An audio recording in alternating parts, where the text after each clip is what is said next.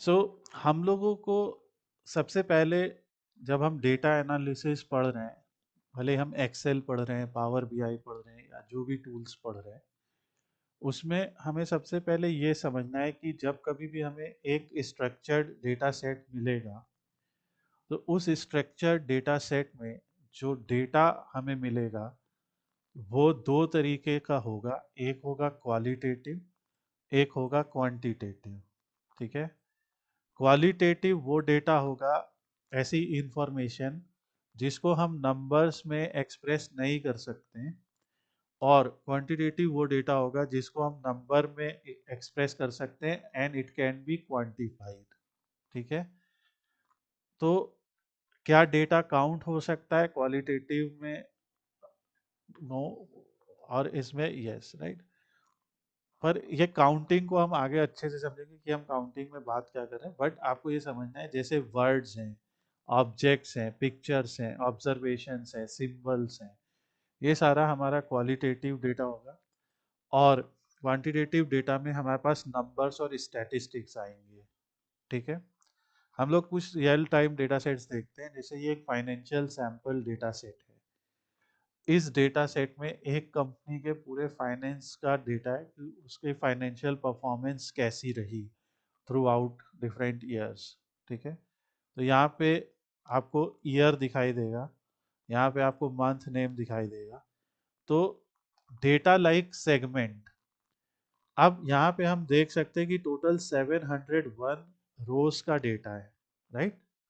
Count of रोज कितने? 701, यानी कि 701 डिफरेंट फाइनेंशियल रिकॉर्ड्स है, या 701 फाइनेंशियल या सेल्स का डेटा है ये।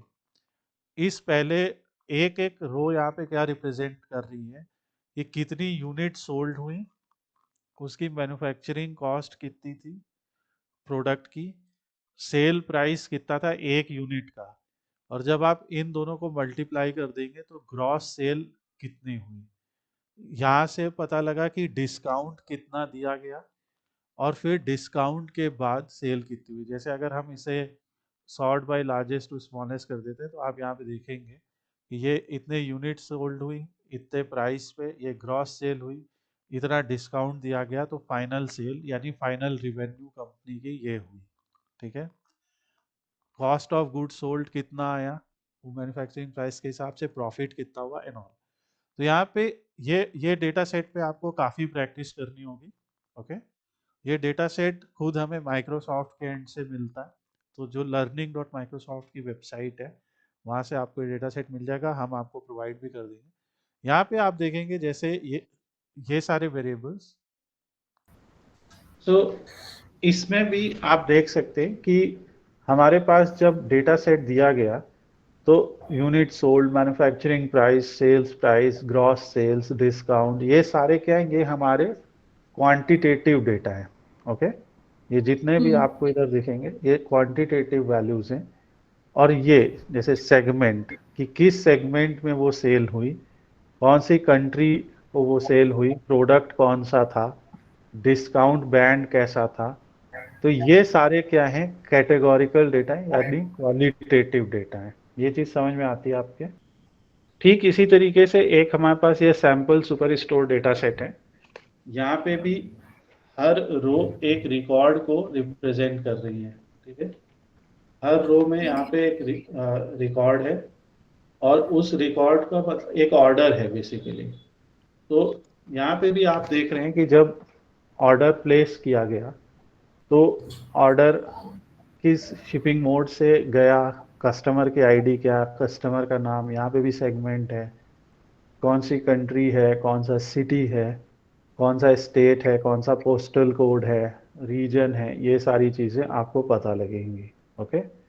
कैटेगरी क्या है, सब कैटेगरी क्या है, यहाँ पे भी आपको सेल्स, क्वांटिटी, डिस्काउंट और प्रॉफिट पता चल रहा है। तो यहाँ पे भी आपको दिखेगा कि एक blend of categorical and numerical values आपको दिख रही हैं। और जितने भी डेटा सेट हम लोग आपको देंगे प्रैक्टिस के लिए, सब में आपको यही होगा। ये एक पेंगुइन्स का डेटा सेट है, मतलब 3 अलग अलग टाइप की पेंगुइन्स होती हैं, जिसमें आपके एडेली, गेंटू और चिन स्ट्रैप ऐसी पेंगुइन है। तो जैसे पेंगुइन के जो बिल है यानी उनकी जो चोंच कह लो, तो चोंच की लेंथ, चोंच की depth, flipper length, body mass, तो बेसिकली क्या है कि एक पेंगुइन को डिफाइन कर रहे हैं और उस पेंगुइन को डिफाइन करते वक्त उसके कई सारे फीचर्स बता रहे हैं, ठीक है, कि उसकी स्पीशीज क्या है, वो कौन से आइलैंड पे पाई गई। अब इसमें कुछ फीचर्स जो हैं वो न्यूमेरिकल कंटिन्यूअस वैल्यूज हैं और कुछ फीचर्स ऐसे हैं जो कैटेगोरिकल वैल्यूज हैं या क्वालिटेटिव हैं। कुछ फीचर्स उसकी क्वालिटी बता रहे हैं और कुछ फीचर्स एक क्वांटिटी को दिखा रहे हैं, ठीक है। और इन्हीं के बेसिस पे हमें आगे डिसाइड करना होता है कि किस टाइप के ग्राफ्स के साथ हम जाने वाले हैं। और इसीलिए ये दो डेटा आपको याद रखने हैं। हम लोग ने कुछ एग्जाम्पल भी रखे हैं, जैसे क्वालिटेटिव डेटा के एग्जाम्पल अभी आपने देखे थे, और भी जैसे किसी, जैसे स्मेल हो गई, नेम हो गया, एट्रीब्यूट्स हो गए, ये हो गया। और क्वांटिटेटिव में आएगा जैसे मार्क्स हो गए, मास ऑफ एन ऑब्जेक्ट हो गया, किसी पर्सन की सैलरी हो गई, ये सब है। अब आपको उसके बाद जो सेकेंड चीज समझनी है वो ये समझना है कि टाइप्स ऑफ डेटा में हम लोगों को क्वालिटेटिव और क्वांटिटेटिव डेटा जो होता है वो भी फर्दर डिवाइडेड होता है। ओके, तो क्वालिटेटिव डेटा जो होता है, हम लोग पहले उसकी बात करते हैं। तो क्वालिटेटिव डेटा जो होएगा उसमें हमारे पास दो तरीके की वैल्यूज होंगी, नॉमिनल और ऑर्डिनल। Okay, nominal okay. और ऑर्डिनल। और जो क्वांटिटेटिव डेटा होगा उसमें हमारे पास दो तरीके की वैल्यू होंगी, कंटिन्यूअस और डिस्क्रीट। यहाँ तक समझने में कोई आपको प्रॉब्लम है? जो डेटा का क्लासिफिकेशन होगा based on nature of data, अगर हम बात करेंगे तो क्वांटिटेटिव और क्वालिटेटिव होगा, हमें अभी इसी पे फोकस करना है। इसको हम लोग न्यूमेरिकल और कैटेगोरिकल भी बोलेंगे अपने ट्यूटोरियल्स में, ठीक है। तो अगर ओके। हम कह रहे हैं कैटेगोरिकल, दैट मीन्स कि हम बता रहे हैं कि इस फील्ड की कोई कैटेगरी है, इसमें बहुत सारे कैटेगरीज हैं। ये रिप्रेजेंट करता है कैटेगरीज और लेबल्स। अब जैसे इसमें हमने देखा कि नॉमिनल और ऑर्डिनल दो तरह का डेटा होगा। नॉमिनल डेटा वो होगा जिसमें ऐसी कैटेगरीज होंगी जिसमें कोई स्पेसिफिक ऑर्डर नहीं होगा, जैसे जेंडर है, कलर है, कंट्री नेम है, तो ये आपके नॉमिनल डेटा में आएगा। ओके, नॉमिनल मतलब क्या है, एक एग्जांपल के लिए यहाँ पे लगभग 10,000 रोज हैं, ठीक है। पर सेगमेंट कितने हैं, यूनिक या डिस्टिंक्ट सेगमेंट कितने हैं? केवल तीन, कंज्यूमर, कॉरपोरेट और होम ऑफिस। यानी हर ऑर्डर जो गया है, उस हर ऑर्डर में, या हर ऑर्डर जो प्लेस हुआ है वो या तो कंज्यूमर से आया, या कॉरपोरेट से, या होम ऑफिस से, राइट। तो ऐसा अगर हुआ है तो इसको आप ऑर्डर ऑर्डिनल कहेंगे या नॉमिनल? सही है, आपने कहा ये क्वालिटेटिव है, नॉमिनल है, जो कि सही है, राइट। ओके। अब इसी तरीके से यहाँ पे इनके पास एक और डेटा है जिसमें इनके पास शिप मोड है, ठीक है। आउट ऑफ 10,000 रोज शिप मोड भी केवल चार हैं, फर्स्ट डे, सेम डे, ठीक है, first class, same day, second class, standard class, ठीक है। जैसे आपने भी कभी किसी कंपनी में होता है कि इस टाइप के शिपिंग मोड्स होते हैं कि आपको प्राइम डिलीवरी देंगे, कि आप ऑर्डर करेंगे तो आज ही मिल जाएगा, या 2 दिन बाद, या 4 दिन बाद। तो यहाँ पे एक तरीके का ऑर्डर है एक्चुअली, राइट, कि एक सेम डे है, फिर फर्स्ट क्लास है, फिर सेकंड क्लास है, फिर स्टैंडर्ड क्लास है, ठीक है। ओके। तो ये है, ये भी हमारा कैटेगोरिकल डेटा है, ये भी हमारा क्वालिटेटिव डेटा, और यहाँ पे ऑर्डर है। और इसी तरीके के बहुत सारे और भी हम लोग के एग्जाम्पल्स होते हैं। तो जैसे ऑर्डिनल डेटा में जैसे पूछा जाता है ना कि सेटिस्फैक्शन लेवल, या उसमें कोई कहता है कि आपको ये पर्टिकुलर चीज़ कैसी लगी, पुअर लगी, गुड लगी, एक्सीलेंट लगी, है ना। इस तरीके से होता है। कई बार आपसे सर्वे में पूछा जाता है कि आप इसे एवरेज बोलेंगे, गुड बोलेंगे, बेटर बोलेंगे। या मान लीजिए हम यूजर्स का डेटा कलेक्ट कर रहे हैं और यूजर्स का डेटा कलेक्ट करते वक्त हमको उनका डेजिग्नेशन जानना है। डेजिग्नेशन में भी एक ऑर्डर होता है, या हमें जानना है कि what is your highest degree, right, आपने हाईएस्ट क्वालिफिकेशन क्या है। सो ये सब, तो चाहे कोई भी डेटा हो, जैसे ये भी एक फ्लावर्स का डेटा है, आइरिस फ्लावर्स का डेटा है, जिसमें उनकी sepal length, sepal width, petal length, petal width दी हुई है। तो बेसिकली एक ऑब्जेक्ट जो कि टेंजिबल है, जो हमारे सामने मौजूद है, उस ऑब्जेक्ट को हम मैथमेटिकली रिप्रेजेंट कर रहे हैं, ठीक है। हम हमारे सामने 3 किस्म के फूल हैं जो एक जैसे दिखते हैं। अब यहाँ पे देखिए, वही 3 फूल हैं आपके सामने, वर्सिकलर, सेटोसा एंड वर्जिनिका। ये लग रहे एक जैसे, पर किसी के सेपल विड्थ देखिए ज्यादा है, सेपल लेंथ कम है, किसी की पेटल लेंथ ज्यादा है, पेटल लेंथ कम है, राइट। यहाँ देखिए, किसी की ओके। पेटल विड्थ बहुत कम है, पेटल लेंथ ज्यादा है। तो इन प्रॉपर्टीज के बेसिस पे इन 3 फूलों को क्लासिफाई किया गया है, ठीक है। अब अगर हमें इसे बताना है, हमें दिखाना है कि ये 3 फूल किस तरीके से आएंगे, तो हम जो भी अपना फेवरेट टूल है, चाहे वो पावर बीआई है, चाहे एक्सेल है, हम इस न्यूमेरिकल डेटा को विजुलाइज भी कर सकते हैं, राइट। तो अभी मैं दिखा देता हूँ कि मैं क्या बोल रहा हूँ। सो पॉइंट ये है कि जब कभी भी हमें डेटा दिया जाएगा, चाहे वो डेटा किसी सेल्स को रिप्रेजेंट कर रहा हो, ठीक है, चाहे वो डेटा किसी कॉरपोरेट इवेंट को रिप्रेजेंट कर रहा हो, चाहे वो डेटा किसी स्पीशीज को रिप्रेजेंट कर रहा हो, जैसे यहाँ पे हमने देखा पेंगुइन्स को रिप्रेजेंट कर रहा है, ठीक उसी तरह से ये पेंगुइन का डेटा है। कोई पेंगुइन ऐसी है जिसके पंखों की लेंथ ज्यादा है, कोई पेंगुइन ऐसी है जिसके पंखों की लेंथ कम है, राइट। आप देखेंगे एक नॉर्मल डॉग और एक वुल्फ जो है, ठीक है, बहुत सारे डॉग की प्रजाति ऐसी हैं जो वुल्फ जैसी दिखती हैं, राइट, पर उनके कलर में, साइज में डिफरेंस होता है, राइट, उनके वेट में डिफरेंस होता है।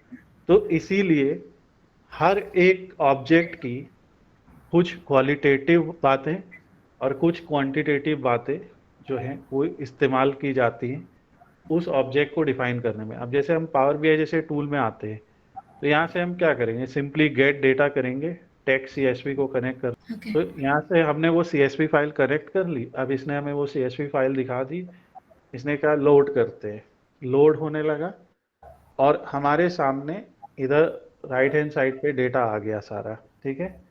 अब देखिए पावर बीआई ने क्या किया, जो न्यूमेरिकल वैल्यू थी उनके आगे समराइजेशन का आइकन लगा दिया, राइट।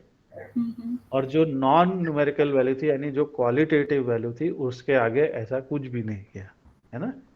तो और जिस तरीके से आपने एक्सेल में सीखा, आपने एक्सेल में देखा कि हम डेटा के ऊपर जाते हैं तो वहां से हम उसकी प्रॉपर्टीज को बदलते हैं, राइट, कि वो जनरल है, कि डेसिमल है, कि होल नंबर है, राइट। वही तो यहाँ पे भी है, देखिए सारा कुछ, ये देखिए सेपल विथ, पेटल विथ, इन सब का, और स्पीशीज में ये टेक्स्ट है ना, ओके। ये है। अगर ये ऑटोमेटिक। ऑटोमेटिक है, अगर आपकी ये करेंसी होती तो आप यहाँ से सीधे ये करेंसी पे क्लिक कर देते और वो समझ लेता कि ये करेंसी है, ओके। अगर ये डेटा किसी परसेंटेज में दिया होता है तो आप यहाँ पे क्लिक कर देते, डिस्प्ले परसेंटेज में हो जाता। जैसे डिस्काउंट कई बार परसेंटेज में दिया होता है ना, अभी मैंने आपको एक एग्जांपल दिखाया, तो यहाँ पे डिस्काउंट हमारा परसेंटेज में दिया, राइट, इस तरीके से। तो ये आपको याद रखना है, ये सब भी आगे सीखेंगे हम लोग। इसी के बाद यहाँ पे टेक्स्ट का कोई है, उसकी कोई कैटेगरी है, जैसे टेक्स्ट तो है, ठीक है, मान लिया, और मान लो वो किसी कंट्री का नाम है, किसी सिटी का नाम है, राइट।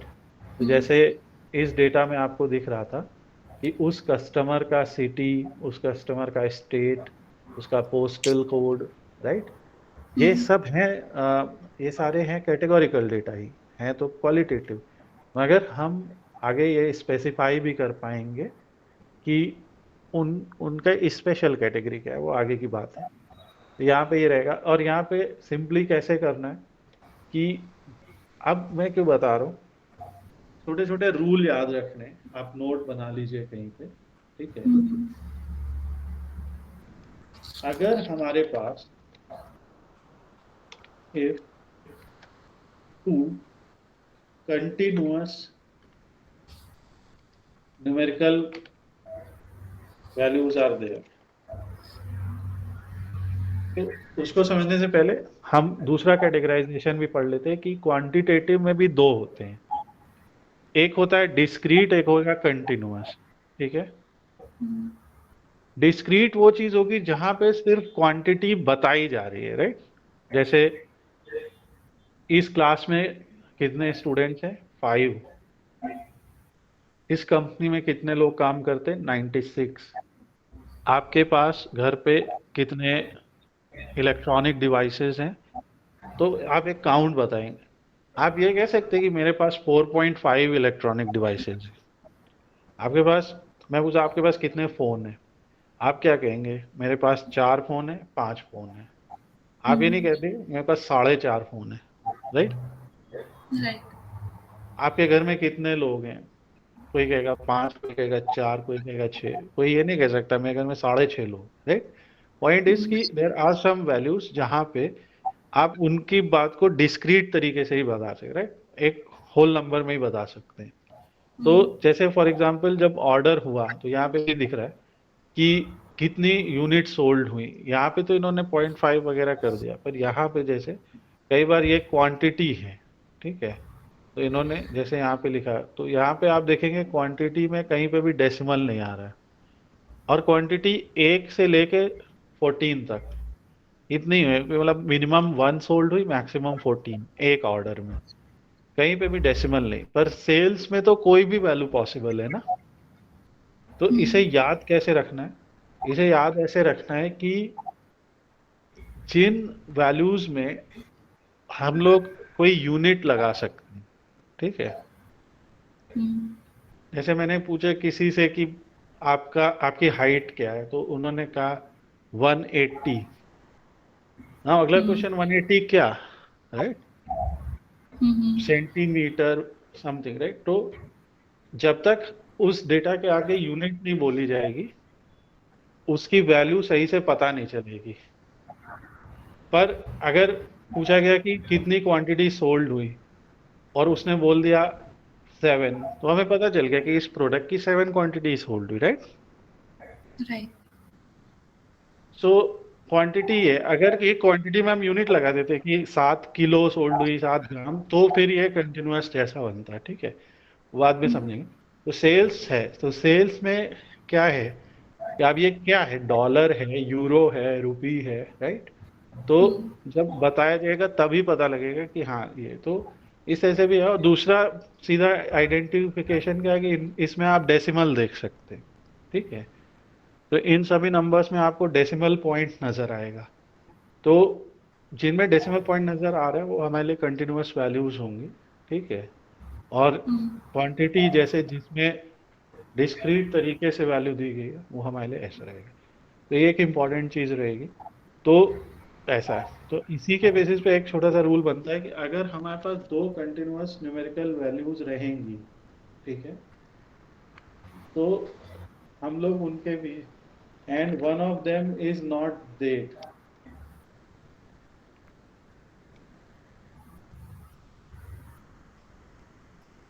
तो उन्हें उनके बीच का रिलेशन जानने के लिए हम लोग स्कैटर प्लॉट तैयार करेंगे, ठीक है। ओके। दो कंटिन्यूअस, तो यहाँ पे भी है अपने पास जैसे कि पेटल लेंथ है सब और पेटल विथ है मान लीजिए, ठीक है। तो हमने यहाँ से स्कैटर प्लॉट चूज कर लिया पावर बीआई में, और अब ये कहेगा कि इसमें एक्स एक्सिस पे कुछ रख दो और वाई एक्सिस पे कुछ रख दो। तो मैंने कहा कि पेटल लेंथ और पेटल विथ को एक्स और वाई एक्सिस पे रख देते हैं, और ये बाद में भी समझाएंगे, डोंट समराइज ऑन कर देते हैं। तो ऐसा है कि स्कैटर प्लॉट बन जाएगा, ठीक है। अब हमें जानना है कि ये 50 डॉट्स, ये 150 डॉट्स आपको पता है क्या है, ये 150 डॉट्स, 150 डॉट्स, ये 150 फ्लावर्स हैं, ओके, ये है। ओके। तो हर फ्लावर की पेटल लेंथ और पेटल विड्थ के बेसिस पे ये एक एक डॉट है। ये वाला डॉट पता है कौन सा है, जिसकी पेटल लेंथ 3 है और पेटल 1 है, पेटल विड्थ, राइट। ओके। और जब हम इसके स्पीशीज को यहाँ पे एक लेजेंड करके फील्ड होती है, डोंट वरी कि ये क्या हो रहा है, आपको ये नहीं समझना है, आपको सिर्फ आज डेटा क्या होता है ये समझना है। तो जब हमने स्पीशीज को यहाँ ड्रैग किया तो आप देखिए क्या हुआ। अब हमें तीनों, ये 50 सेटोसा के सैंपल्स हैं, ये 50 वर्सिकलर के सैंपल हैं और ये 50 वर्जिनिका के। क्या समझ में आ रहा है कि अगर किसी फूल की पेटल लेंथ और पेटल विड्थ बहुत ज़्यादा है, ठीक है, तो वो वर्जिनिका होगा। अगर उसकी पेटल लेंथ और पेटल विड्थ मिड रेंज में है तो उसके वर्सिकलर होने के चांसेस है। और अगर उसकी दोनों चीज़ें लो हैं, राइट, तो इसकी सेटोसा। सेटोसा है, ये तो एकदम 100% हम श्योर हैं, राइट। तो हमें हर एक किस्म के फूल की रेंज पता लग गई कि अगर रेंज, राइट, 1 से लेके मान लीजिए 1.90 के बीच में है तो भैया वो सेटोसा होगा। सो इस तरीके से हम लोग न्यूमेरिकल वैल्यूज के बेसिस पे ऑब्जेक्ट्स का क्लासिफिकेशन करते हैं। ओके, एंड ये ओके। चीज़ आप आगे भी सीखेंगे। तो ये एक छोटा सा केस है। पर अगला केस बनता है कि अगर हमारे पास if one categorical, okay, and one continuous numerical है अपने पास, ठीक है, तो जैसे यहाँ पे हमने कह दिया कि हम इसको समराइज नहीं करना चाहते हैं, हम सम नहीं करना चाहते थे, हम चाहते थे कि 150 के 150 दिखाई दें। ओके, पर अगर वन कैटेगोरिकल और वन न्यूमेरिकल है, ये चीज समझ में आ रही है मैं क्या बोल रहा हूँ, कि एक एक कॉलम हम चूज करते हैं कैटेगोरिकल और एक न्यूमेरिकल। तो यहाँ पे आपके पास बार प्लॉट या फिर पाई चार्ट आप बना सकते।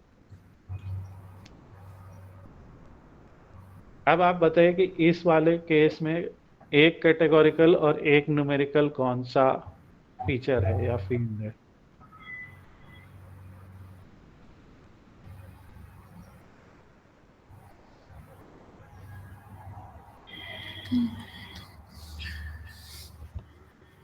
ये है ना, एक ही तो कैटेगोरिकल है, देखिए, हाँ, और कोई भी एक उठा लेते हैं पेटल लेंथ। ओके, तो इसमें से कोई भी हम एक उठा सकते हैं विड्थ एंड लेंथ में, हाँ, राइट? राइट। सो अगर मैंने मान लीजिए ये ले लिया एक बार चार्ट, ठीक है, ये इसको कॉलम बोल रहे हैं, मतलब वर्टिकल है तो कॉलम और हॉरिजॉन्टल है तो बार। ओके, तो ओके। ये लेंगे, इसके एक्स एक्सिस पे हम स्पीशीज रख देंगे, ठीक है, और जब वाई एक्सिस में हम आएंगे, मान लीजिए मैंने पेटल लेंथ ही रख दिया, ठीक है, तो ये सम कर देगा। आप समझ पा रहे हैं इस बात को, ये सम कर देगा। इवन अगर हम अपने एक्सेल में चलते, ठीक है, इस पूरे को सेलेक्ट करके कहते हैं कि ये मेरी एक टेबल है, कंट्रोल टी दबाया तो एक टेबल बन गई। फिर हमने कहा कि हम इस इंसर्ट में जाके पिवट करते हैं फ्रॉम टेबल रेंज, तो वो टेबल 1 सेलेक्ट हो गई। न्यू वर्कशीट में हमारी पिवट आ गई, तो यहाँ से हमने इसको रीनेम कर दिया और इसका नाम रख दिया पिवट्स। ओके, ये हमारी पिवट टेबल हुई। अब जब हम इस पिवट टेबल को सेलेक्ट कर रहे हैं तो यहाँ पे हमारे सामने फील्ड्स आ रही हैं, सेम वैसे ही जैसे पावर भी आई हमारी, देखिए, राइट, वैसे ही है। और जैसे वो यहाँ पे कह रहा है कि इसको एक्स एक्सिस पे रखिए या वाई एक्सिस में रखिए, ये पूरा रिकॉर्ड भी हो रहा है, आप इसको रिवाइज कीजिएगा आगे। तो इसको ओके। एक्स एक्सिस में रखिए कि वाई एक्सिस में, जैसे उसने पूछा, राइट। तो ये क्या कह रहा है कि इसको रो में रखिए और कॉलम में रखिए, ठीक है, कुछ ऐसी बातें कर। तो हमने कहा कि चलो अच्छा, स्पीशीज को हम रो में रख देते, तो रो आ गई, कॉलम में रख देते तो ऐसे आ जाता, कोई इशू, एक ही बात है, टेबल बना रहे। अच्छा, अब जब मैं पेटल लेंथ को लेके आता हूँ, यहाँ हमने क्या लिया था, पेटल लेंथ, तो पेटल लेंथ यहाँ से तो हम उठा रहे पेटल लेंथ, और जब वैल्यू में जा रही देखो सम हो जा रही है, दिख रहा है? और यहाँ पे भी देखो, क्योंकि पावर बीआई हो चाहे टैबलो हो चाहे एक्सेल हो, अगर आप एक कैटेगोरिकल और एक न्यूमेरिकल को सेलेक्ट करेंगे ना, तो उसे सम करना ही पड़ेगा, उसे एग्रीगेट करना ही पड़ेगा। ये बात समझ पा रहे हैं आप? ओके। हाँ। राइट? क्योंकि हम्म। अब ये एक एक थोड़ी रह गया। हम्म। मेरी बात समझ पा रहे हैं ना? अब ये एक एक फूल नहीं है, अब ये फूलों का एक ग्रुप बन गया। राइट? और जब ओके। हम डेटा को ग्रुप कर देते हैं, तो हमें वहां पे एग्रीगेट फंक्शन चलाना ही पड़ेगा। और वो एग्रीगेट फंक्शंस हमारे पास कौन कौन से होते हैं? ये सारे: sum, average, minimum, maximum, count, distinct count, standard deviation, variance और मीडियन। ओके। धीरे धीरे सब समझेंगे, पर इसको ऐसे समझिए कि मान लीजिए हम बात कर रहे थे एक क्लास की, ठीक है? ओके। उस क्लास में हमारे पास 50 स्टूडेंट्स थे, और हम हर एक स्टूडेंट्स के मार्क्स लिखे रहे थे, ठीक है? और अब क्या हुआ, तो अगर हम हर स्टूडेंट के लिख रहे थे, तो ये डेटा ऐसा होता है कि for every student one record, ठीक है? तो यहाँ कोई समराइजेशन नहीं होता, है ना? हर स्टूडेंट का अपना रिकॉर्ड हो गया, जरूरत नहीं थी। पर अगर मान लीजिए हमारे पास 10 क्लासेस हैं, और हम जानना चाहते हैं कि हर क्लास के एवरेज मार्क्स क्या आए, राइट? ओके। जैसे क्लास फर्स्ट का एवरेज मार्क्स आए मान लीजिए 80%, क्लास 2 के कुछ और होंगे, क्लास 3 के कुछ और होंगे, राइट? तो ऐसे 10 क्लास का एक एवरेज निकलेगा। फिर ऐसे 10 क्लास किस में, एक स्कूल में, ऐसे लाखों स्कूल का एक एवरेज निकलता है, राइट? राइट। सो वो भी होता है। और इन सब के बेसिस पे बताते नहीं कि इस बार टोटल इतने परसेंट बच्चों ने एग्जाम पास किया, जब बोर्ड एग्जाम के रिजल्ट आते नहीं, कि इस बार सक्सेस रेट इतना रहा। तो वो at the level of one student थोड़ी बता रहे, वो at the level of school भी नहीं बता रहे, वो सबको कंबाइन करके उनका एग्रीगेट कर रहे हैं, right? Right. So level of detail बहुत इंपॉर्टेंट है डेटा एनालिसिस में, कि आप किस लेवल पे बात करें। और इसमें इसीलिए हम लोग ऐसा बिगिनर ऐसे समझ सकते हैं कि हम लोग कौन कौन से वैल्यूज को सिलेक्ट कर रहे हैं। अगर हम एक न्यूमेरिकल और दूसरा न्यूमेरिकल दोनों उठा रहे, तो वहां पे हमें देखना पड़ेगा, और उनमें कोई एक डेट नहीं है, तो स्कैटर प्लॉट एक अच्छी चॉइस हो सकती है जो अभी आपने देखी। पर अगर हम एक कैटेगोरिकल और एक नॉन कैटेगोरिकल या एक न्यूमेरिकल वैल्यू उठा रहे हैं, तो पहली चीज तो उनका एग्रीगेट होगा हमेशा, ठीक है? ओके। जैसे यहाँ पे बात हो, और अब यहाँ से हम लोग वैल्यू फील्ड सेटिंग पे क्लिक करके इस एग्रीगेट को बदल भी सकते हैं। देखिए यहाँ भी सब है, वो सम, काउंट, एवरेज, मैक्स, मिन, राइट? तो मान लीजिए मैंने इसे एवरेज सेलेक्ट कर लिया, तो अभी ये हो गया कि सेटोसा की पेटल लेंथ का एवरेज है 1.46। देखिए यहाँ पे देखा नहीं था अभी, राइट? छोटा है। और वर्सिकलर का 4.26, अरे यहाँ कहीं आएगा, राइट? और राइट। वर्जिनिका का हाँ, यहाँ से समझ में आता है 6, मतलब 5.9 समथिंग होना चाहिए, और देखो वो कह रहा है 5.5 बता रहा है। ओके, ये है। और अब जैसे इनको हमने सेलेक्ट किया, ठीक है? तो यहाँ पे क्या होता है, पिवट टेबल एनालिसिस है, ये इसकी डिजाइन है, ठीक है? तो आप इस पिवट टेबल को यहाँ से जाके डिजाइन भी कर सकते हैं, पहली चीज तो, अगर आपको करनी है। दूसरी, यहाँ पे आप देख सकते हैं कि रो हेडर दिखाने है कि नहीं, कॉलम हेडर दिखाने की नहीं, ठीक है? और ग्रैंड टोटल ऑन रखने कि ऑफ करने, ऐसे आप ग्रैंड टोटल ऑफ भी कर सकते हैं, ठीक है। सो पिवट टेबल की सेटिंग्स यहाँ मिलेंगी। अब इस पिवट टेबल को हमने सेलेक्ट किया, यहाँ से इंसर्ट पे गए, और अब जैसे मैंने कहा, या तो हम यहाँ से एक बार चार्ट बना सकते हैं अच्छा सा, ये देखिए, तो एक बार चार्ट बन गया जिसमें दिखा रहे हैं, और एक ऑर्डर भी ले आया कि सेटोसा फिर वर्सिकलर फिर वर्जिनिका, ठीक है। और हम्म।